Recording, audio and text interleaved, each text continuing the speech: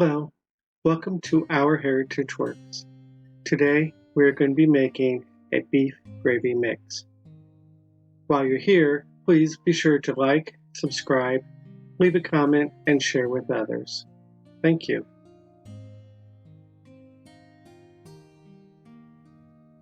The first thing that you will need is your favorite gluten-free flour brand.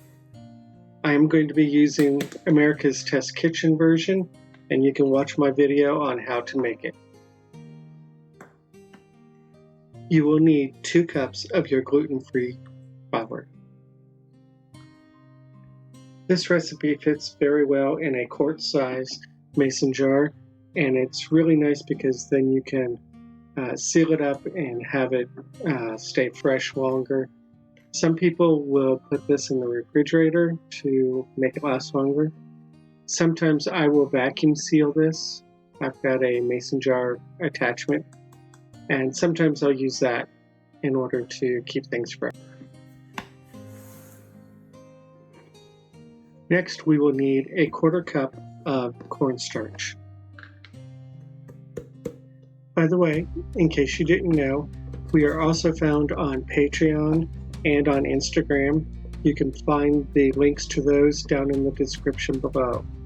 We'd love for you to support this channel.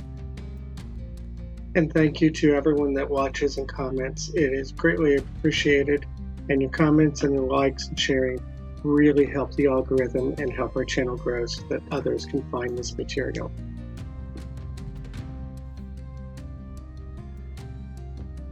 The next ingredient is powdered bouillon.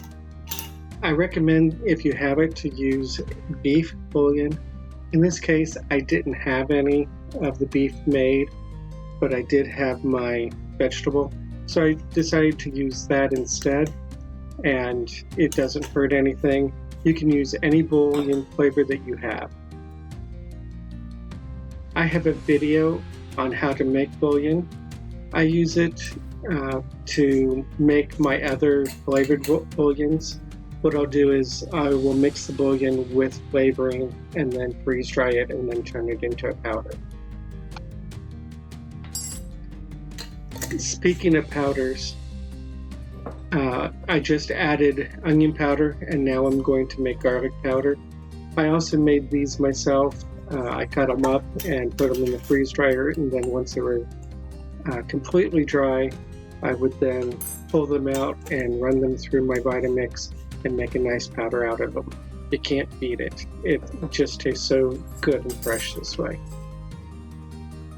The next couple of ingredients is smoked and sweet paprika.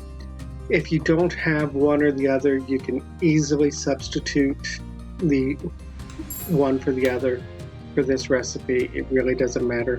I just like to have both of them available and in my mixes, because it just gives that slightly smoky flavor, but I don't want too much of it. The next ingredient I'll be adding is marjoram. Some people might say marjoram.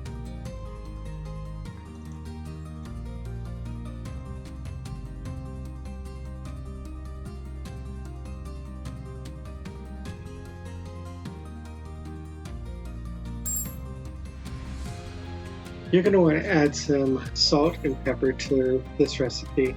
I find that you need just a little bit of salt or it tastes bland, so you need the salt just to pull it out. The recipe calls for 1/4 teaspoon. I don't nearly use that much. And I also use white pepper instead of black because it is lower in oxalates.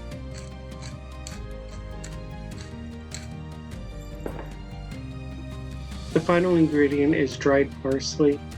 You might want to grind it up a little bit to make it a little smaller than the pieces that you would normally get in your parsley. As you can see, I'm just rubbing it in my hands and putting it in. That way I don't have to get out my mortar and pestle just for this little bit. Now that we have all of the ingredients, we want to scrape down the sides of our funnel just to make sure that they're all in there as best we can. Then we're going to put the lid on and give this thing a really good shake. All we have to do is mix this up If you really wanted to, you could put it into like a magic bullet or something like that and stir it up, or a food processor. But I find that just shaking this up really good is all that is needed.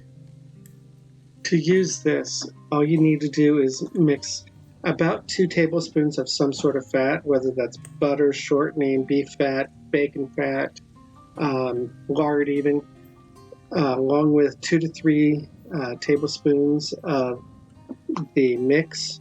And then you're going to make a roux out of that. Get it nice and hot. Add in a liquid such as water, beef broth. You can even use milk to make it creamier. From there, add just a touch of Worcestershire sauce or gluten-free browning sauce and mix it in, and you'll get a nice, wonderful gravy. I hope you've enjoyed. Thank you.